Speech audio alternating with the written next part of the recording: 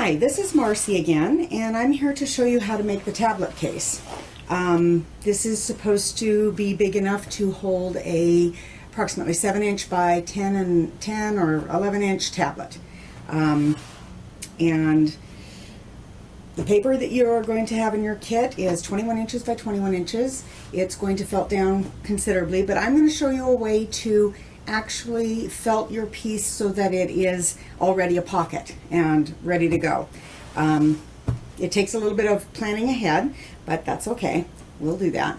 Your kit also comes with a half a hank of a solid color roving and a half a hank of a multicolored roving, and we'll use those to decorate at the end. But all of these things came in your kit along with 2 barbed needles, and the needles are basically felting needles. They are barbed. I'm holding 2 at a time here. They have barbs that are about this far up the needle. It's about 1 inch, and the barbs only go in one direction, pointing toward the tip. You are using these to basically attach the roving to the paper. Something else I want to talk about is the roving itself. This is called standard roving because it is fairly wide, nice long pieces that have very long staples or lengths of fiber in them. And when you try to pull this apart close together, it doesn't work very well. Because the fibers are so long, you want to hold your hands further apart to pull them, or excuse me, to pull it apart. And I can show you how that's done, like that. It's better to work from an end like this because you can draft or pull the roving out more precisely. If you have an end that has been cut like this, you can work from that. It just takes a little bit more. So I will show you how to start, but in this case we're going to start with the solid color, and I'm basically going to be laying down a base and just covering the whole piece of paper. This, because it's a cut end, I want to fray it out a little bit and get it started, and I just want to take small pieces and overlap them. The thing about overlapping, this is called cross hatching.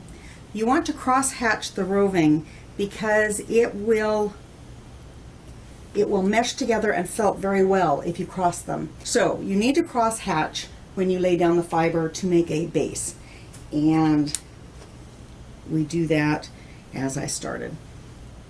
The beginning of the hank when it's cut is a little clumpy, and once you get that separated off, you start seeing that you can lay down much finer, larger swatches. And then you simply cross hatch them.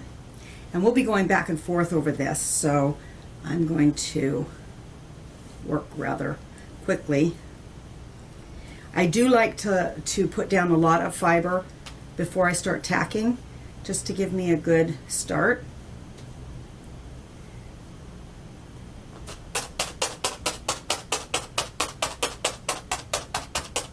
I'm using 1 needle right now to tack this in place.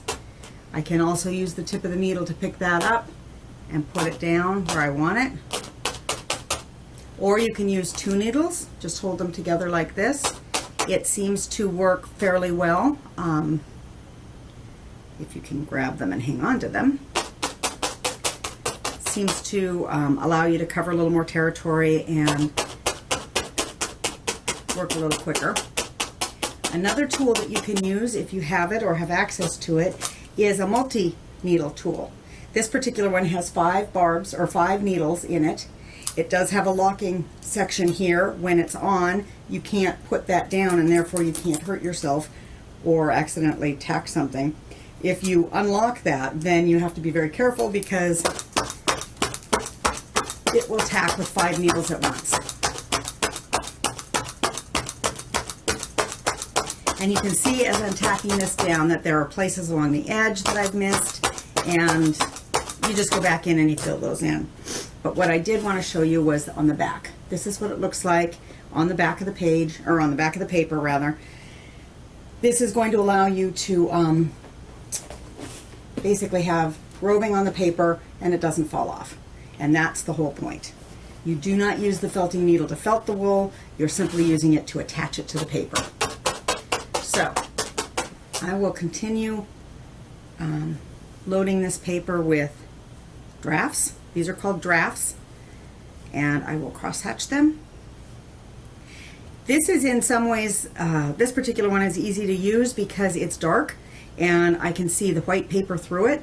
So it gives me a really good indication of whether I'm getting good coverage.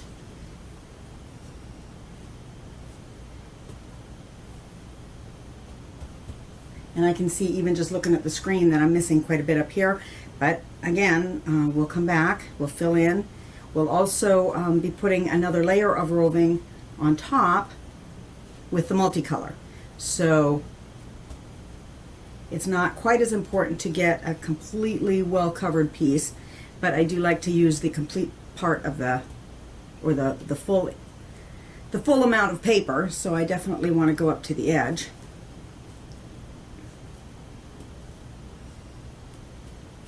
It's getting a bit better.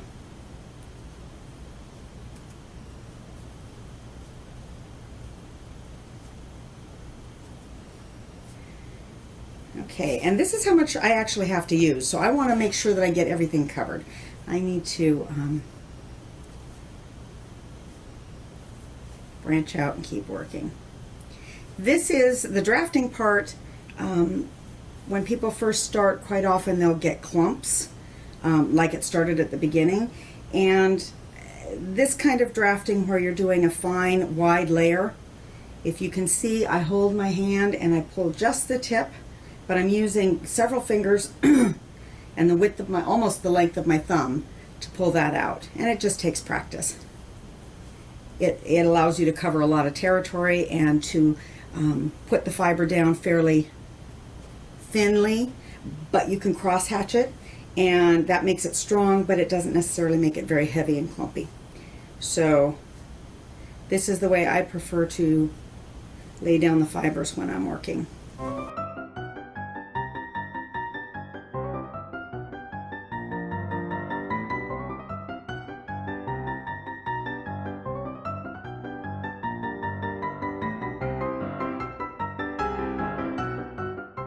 I want to tack this down. So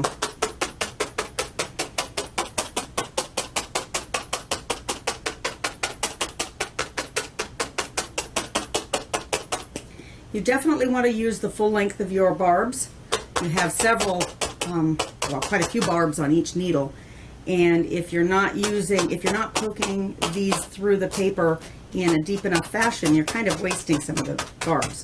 So you might as well poke vigorously. If you're working on a table that is a good table, not a craft table or a metal covered table, you want to put a towel or something under whatever foam board you have.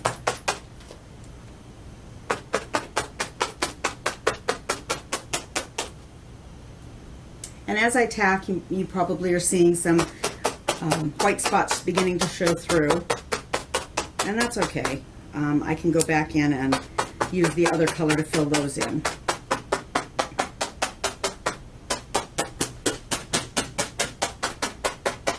And if you can see, I'm not tacking all that closely together. It's every inch or inch and a half apart, just enough, again, to get this attached to the paper.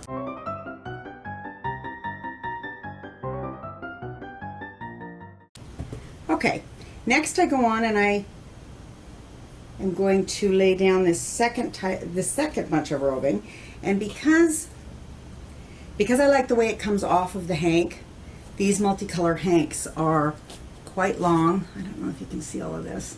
And they change from, in this case, gray to cream color to gray to black. Back, you know, they just go round and round. So I would like to have them come off of this hank in the color that they started out. So I'm going to start with the end that is already pulled out. And I'm just going to start laying down roving. And I don't know if you can tell, but this is very flyaway. I don't know if you can see that. It just, when I pull it out of the hank, it just has lots of floatiness in it. and it makes it sometimes hard to set down, which may mean that you'll need to go back and tack it down more frequently. Different colors do this differently. So some of the dyes or ways that they color the roving can create that kind of effect.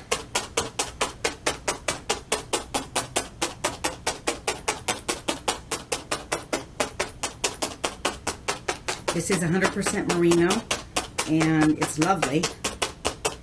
It's all combed the same direction. All the fibers are running the same way, which makes drafting it very, very easy compared to others.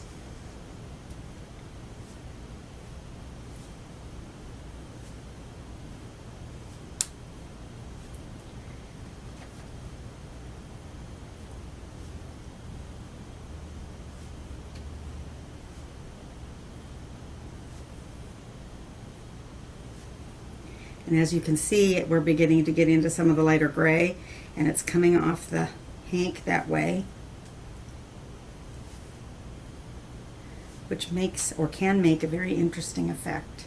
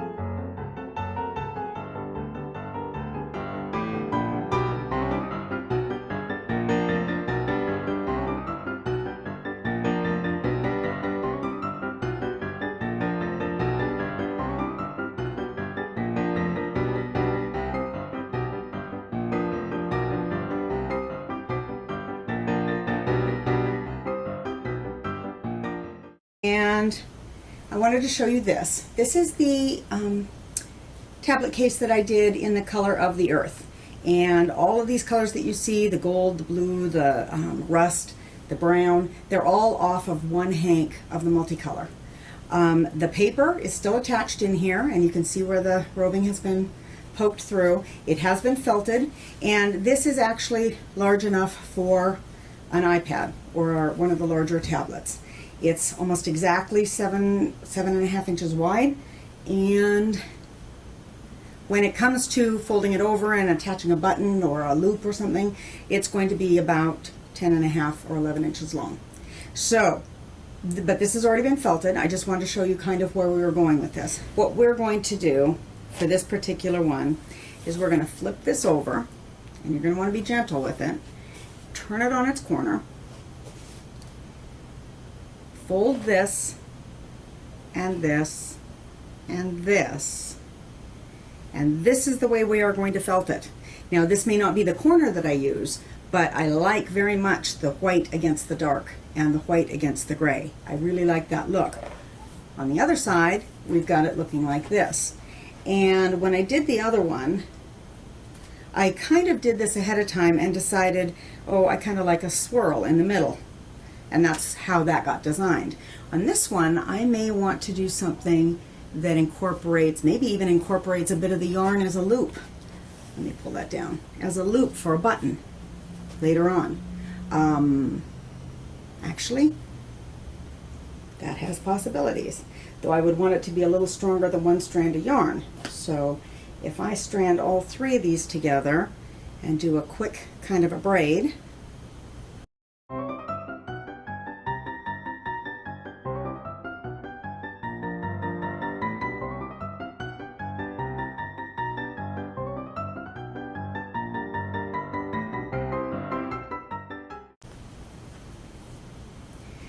tie a knot in that end.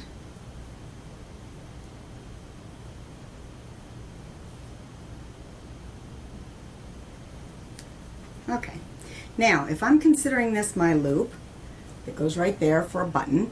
If this does not felt very much, which it may, but hopefully not. If it does, then I'll have to have a toggle or a small button. But as it stands, I'm going to overlap some of these and tack this in place. And I probably will use a bit of roving to hold it down. So, get this over there. I do have a little bit of roving left. And what this is going to do is it's just going to attach it to the end until it felts in place. But it will felt in place because I've got some roving holding it in place. And again, this is me designing on the fly. No guarantees that this is going to work, but you never know until you try. So, I want to actually pull that further through. And I'm going to use the 5 point, or the 5 needles right there. I don't think that's going to go anywhere. Now what I can do is take these and simply loop them around and make an edge to that, to the top of this case.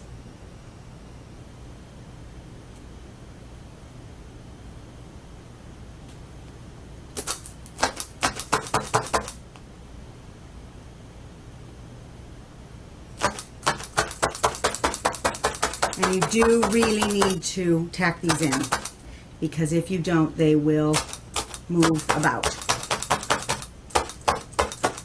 One thing they are also going to do, and you may have noticed in this piece, is that the yarn will kind of crinkle up and make squigglies as the roving underneath it shrinks,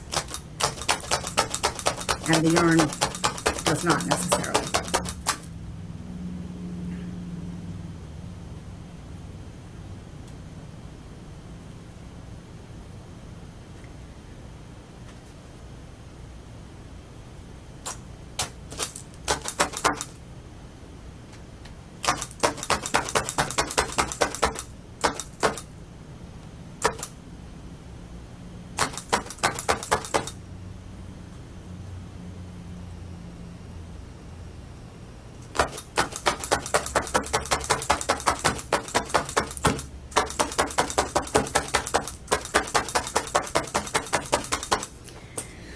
I don't want to do anything with these yet because I'm trying to keep this body shape in place. So I'm going to flip this back over, pull it up, flip it back over,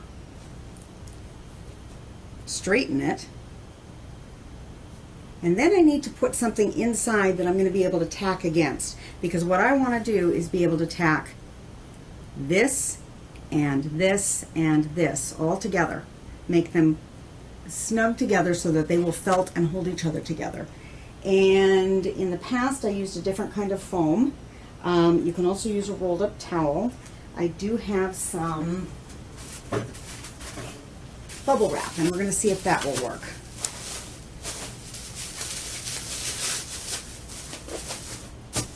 I have another piece. The more I can use, the more cushioning I'm going to have. So if I take that, I'm going to work from the edge, put this in here, and all the way down to the bottom. I want to make sure that I get this here. It's almost like wrapping up a baby in a diaper, if you think that way. Like that. I want to keep my edges here straight, flat across the bottom. I like this coming right up to the edge. Now, you want to take a measurement, but if I measure this It's approximately, I can't even read it, hang on.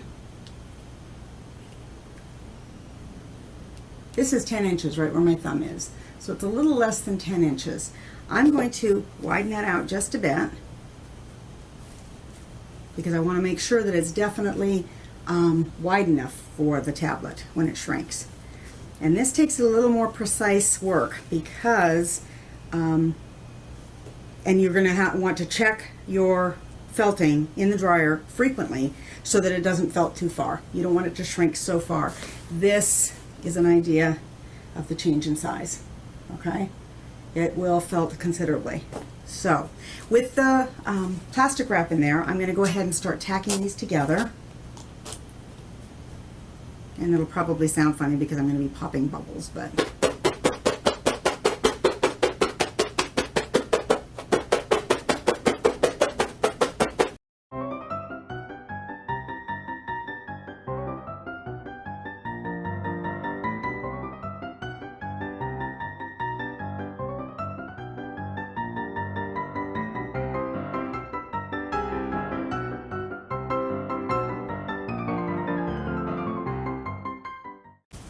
I'm going to go ahead and take this, it's attached to the plastic now, take this out, and if you can see inside there, see how those are stuck together down there? That is the way you want it, and that's the way we're going to felt it. It's fairly square. This is not exactly accurate or right, but when it's done, it's going to be able to fold over like that, hopefully all the way down to that edge, but I don't know if that's going to happen. But we want to finish designing with this. So what we're going to do, or what I'm going to do, is tack this. I want to put my plastic back in there so that I'm not tacking the top together.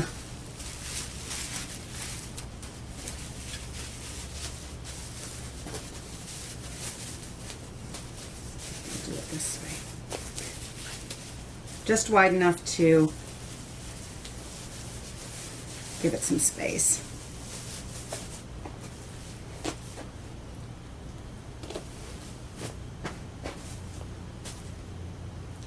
And I've twisted these guys together up to about the point where the white starts. Then I'm going to just do a loop like that.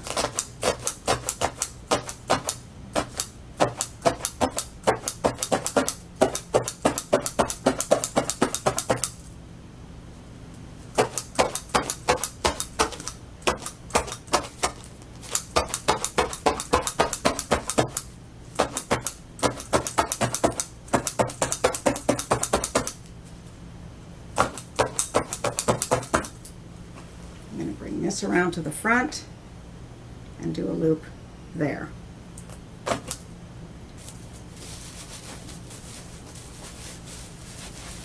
Make sure there's plastic there to cushion it.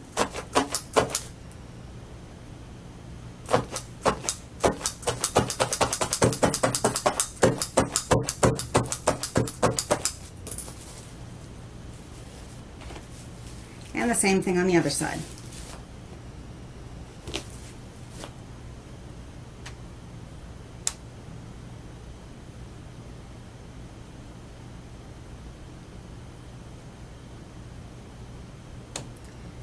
This time I'm just going to end them both, well, maybe not. There's cushioning there.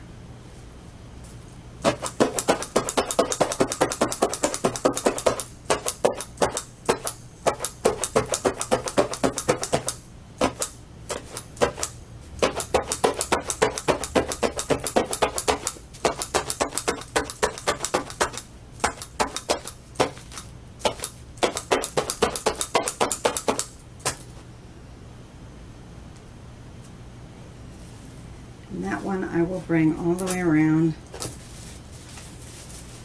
or maybe not, maybe down here. There you go. Just a little loop.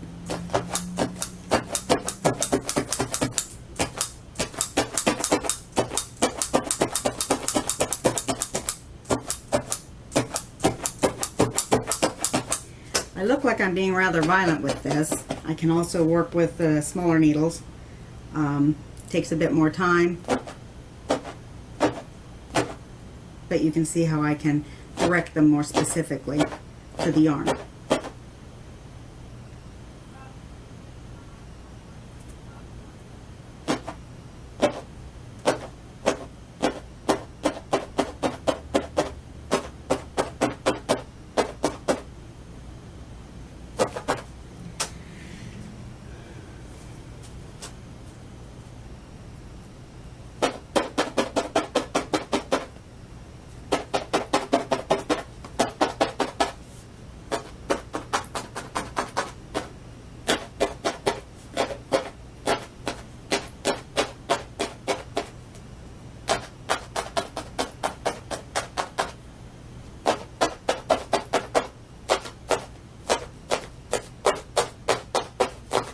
Okay, I'm going to stop fiddling with it, and I'm going to get it ready to felt.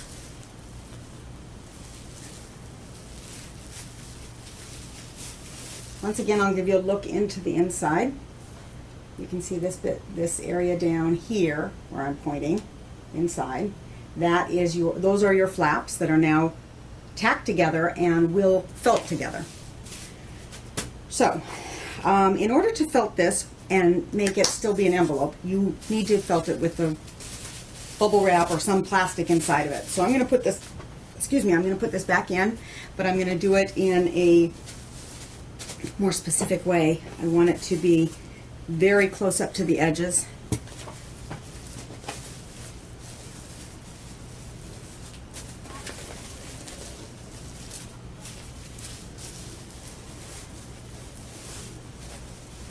So I'm going to fit this right hand edge in first.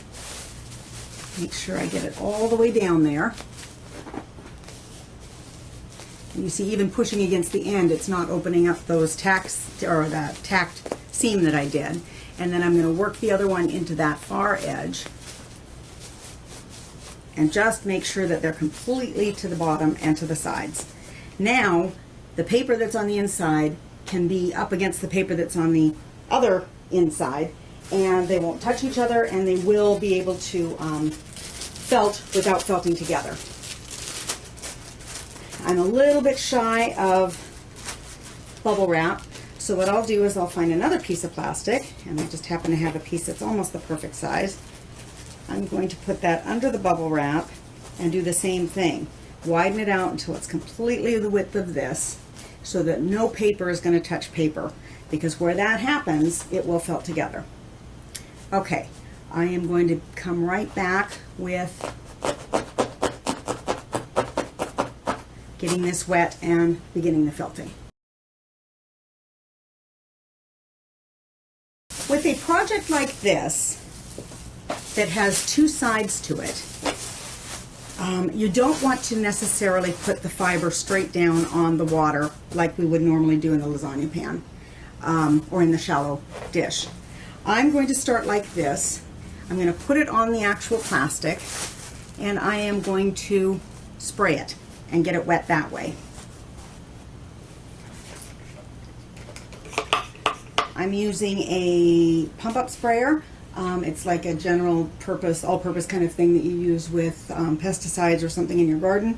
Make sure that you use a clean one, not one that's ever been used for pesticides or anything like that.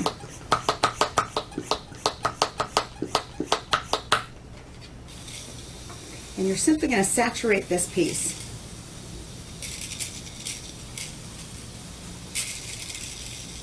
You can see that the water kind of beads up on there before it starts to soak in.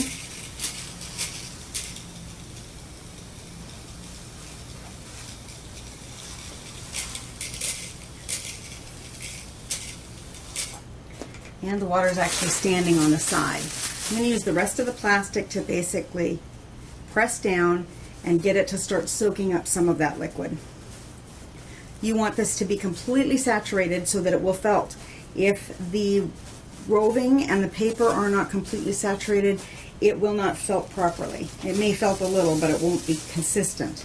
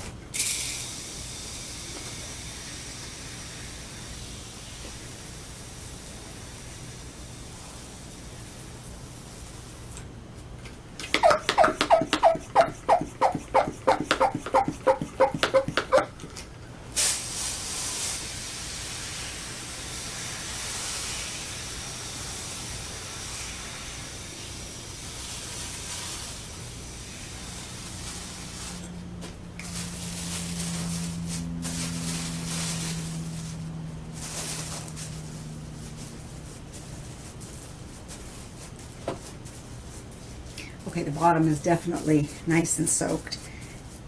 The next section isn't very well, but we'll keep working our way up.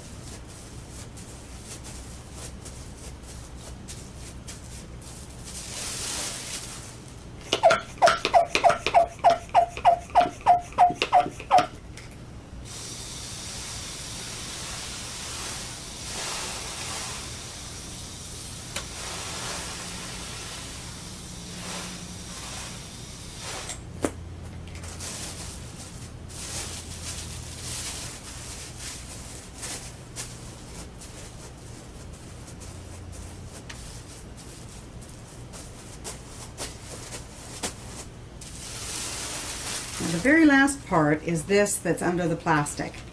I'm going to go ahead and spray directly on the paper.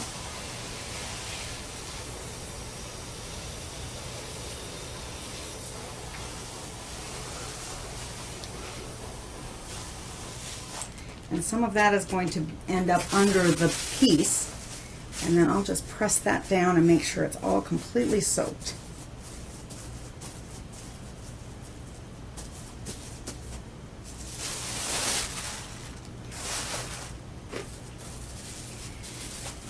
Okay, now comes the fun part. Just to make sure that nothing has shifted, I don't know if you can see very well, but here over the edge, my plastic actually runs right here and down. If I were to leave it like this, this edge would felt together and be a seam, and I don't really want this to have a seam.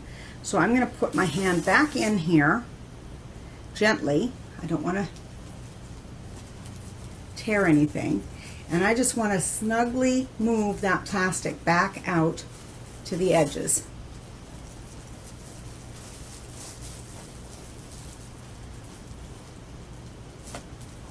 In some cases, the roving was not attached very tightly, and it just kind of came loose. So depending on what happens there, we may have a bit of a lip, or I can turn it under and hope that it felts in place. It's also a good chance or good time to look at what my design is doing, if I can do that. Flipping it over and make sure everything is still pretty much in its place, which it is.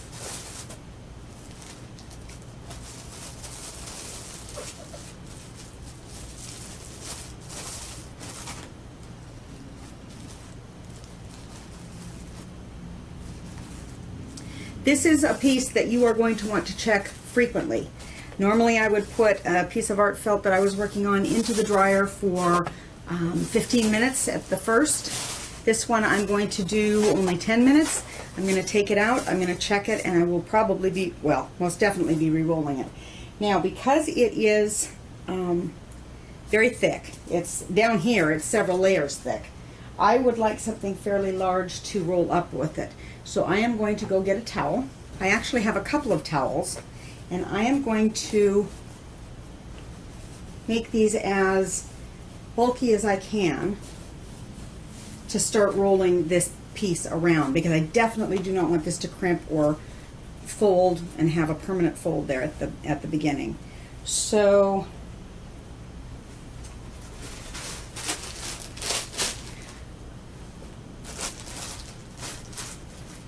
actually I'm going to use a plastic bag. This is another way of making sure that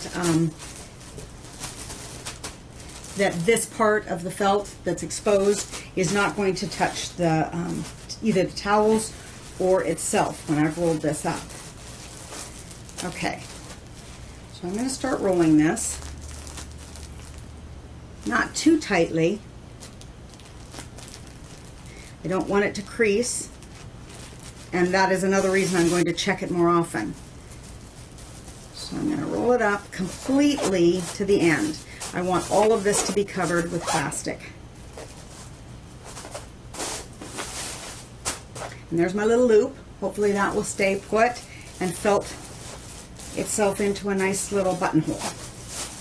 If it doesn't, I'll, cut it off or find something else to work it around. There's that design that I created on the front.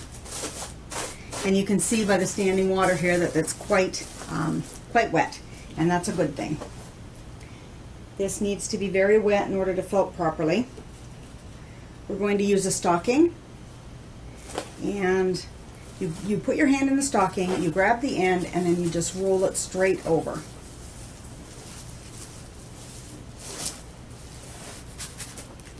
And try to tie a slip knot as close to the project as possible. That way it won't shift quite so much. It'll shift enough to felt, but it won't shift enough to come out of the bag, hopefully. So we're going to take 10 minutes and we're going to felt this, and then I'll bring it back and show you what happens.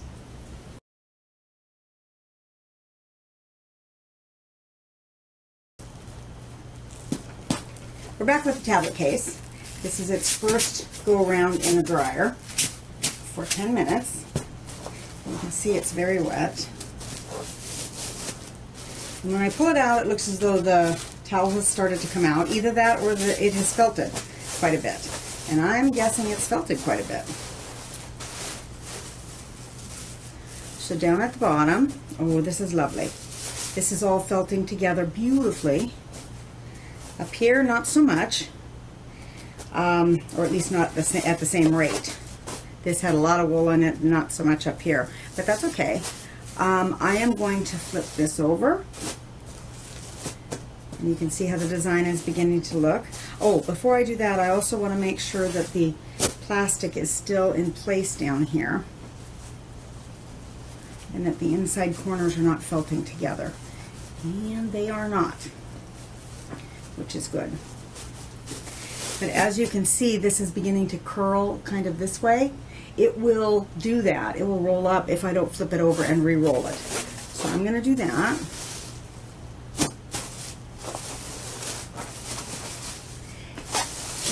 And because this is still an awful lot of wool here, and this is not felted as much, I'm going to re-roll it the same way. You see that these are beginning to attach themselves to the wool. And I want that to continue. Okay, right here I'm seeing a problem. I should have checked better. This is kind of beginning to felt to itself, the paper is. So I'm going to gently pull it apart. And it was only in that one section on that side. I'll put the plastic back up against that.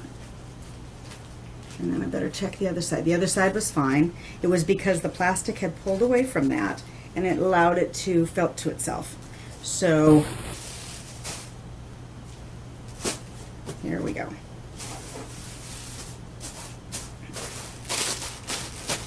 This time I think, I'll keep it big again, just like that. But it's definitely going to stick out on the sides now.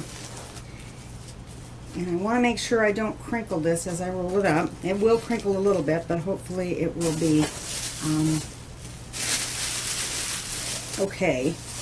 I'll put an extra layer of plastic there just to make sure.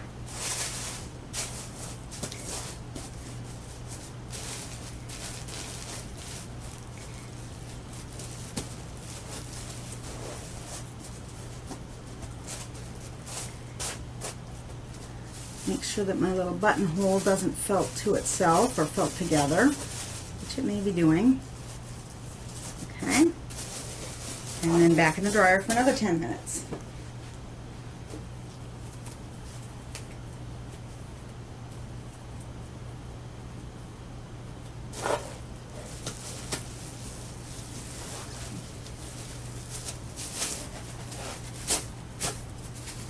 And I'm going to really tighten it down there so that I can make sure it doesn't get too unrolled.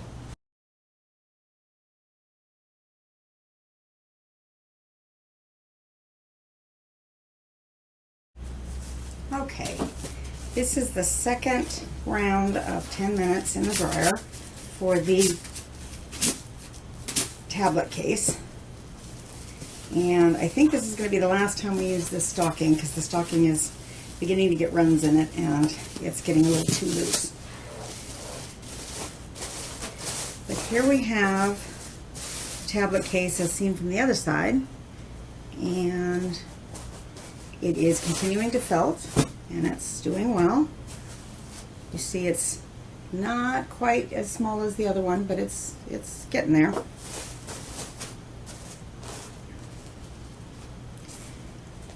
At this point, you can see that the paper is very crinkly here. That means that it's well felted. Things don't want to come off of it.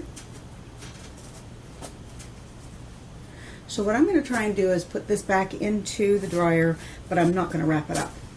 That will allow this section to felt a little more quickly and get smaller and more narrow, and hopefully this will continue to just felt gently. I am going to keep the plastic in there, make sure it's still back down in those corners again. It's very, very wet. I'm going to take this plastic and stuff it inside, just to make sure that nothing really touches. This won't last long. It'll probably come flying out as soon as this is done, or as soon as it goes into the dryer. And then I'm going to put it into a bag. And actually, I'm going to use a small bag, which may keep it a little more intact as this is going on. But it's felted enough on the outside that it shouldn't continue to felt, or it shouldn't felt together. So I'm going to tie this like this and put it back in the dryer, and this time I'm going to check it every 5 minutes.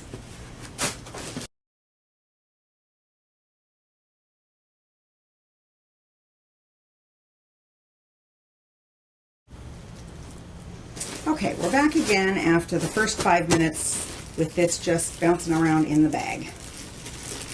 And because it was a fairly small bag, it did okay. As you can see, the plastic did come out of the iPad case. And now it's a lot smaller.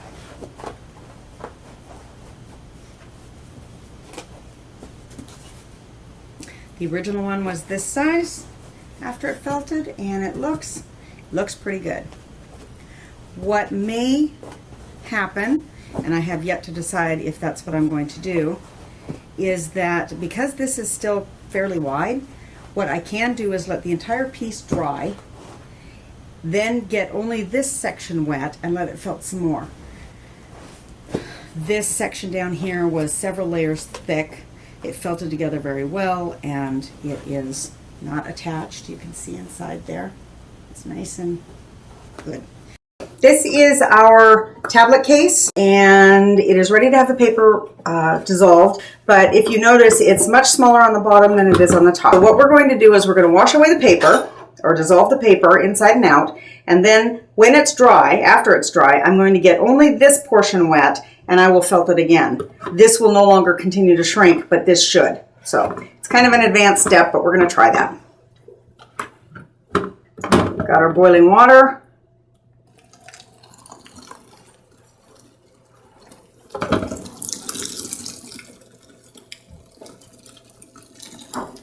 Because this is so thick, it might take a couple of pots, but I'm hoping not.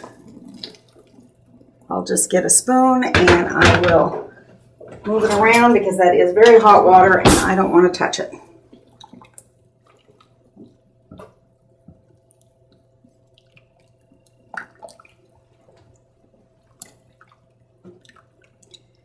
When the water starts to change color, that means it's been in there a little too long, and some of the dyes might be leaching out or leaking out. So I'm going to add some cold water and start rinsing it with my hands. Ow! Be careful.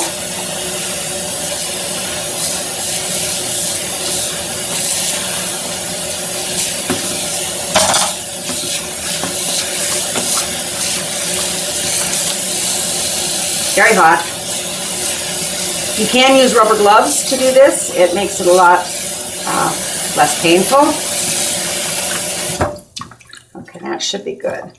I'm just basically squeezing this to try and get some of that, or most of that starch out. And it does not feel slimy on the inside. It does not feel sticky. So I'm pretty sure I've got most of the starch out. And I'm going to wring this out and rinse it in some fresh water. And I'll let it dry, but you can see by wringing it out, it makes it much brighter. But I think that's pretty much good. I'm going to let that dry overnight, and then tomorrow we'll finish this apart.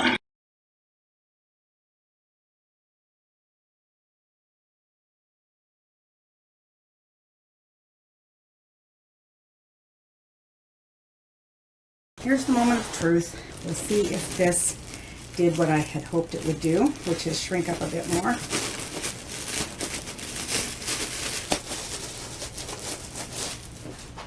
And yes, it did.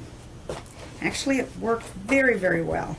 You can see now that this top part has shrunk down this way and a little bit this way, and it's not as long as this one, but it definitely is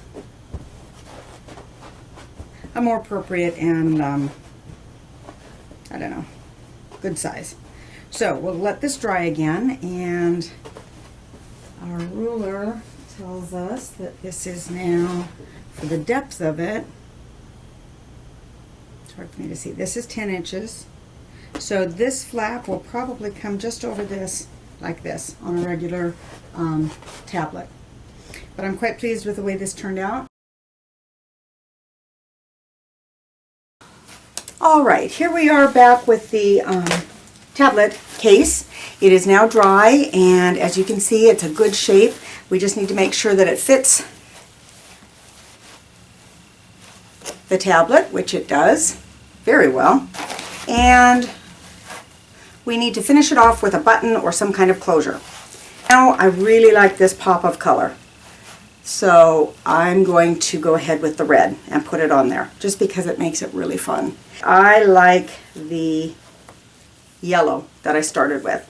So that will tie the button to the tablet case and the yellow that's on the tablet case. And I'm just going to show you. You just sew straight through it, and I'll only take a couple of stitches.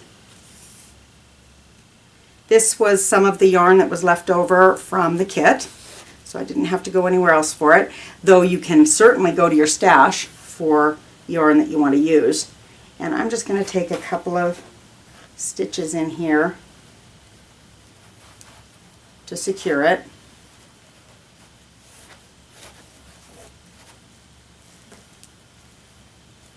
Oh yeah, I didn't pull it quite right. You definitely want to make sure that you have a needle that's going to fit through both your buttonholes and whatever closure, and that will fit the yarn. So there we go. And we have,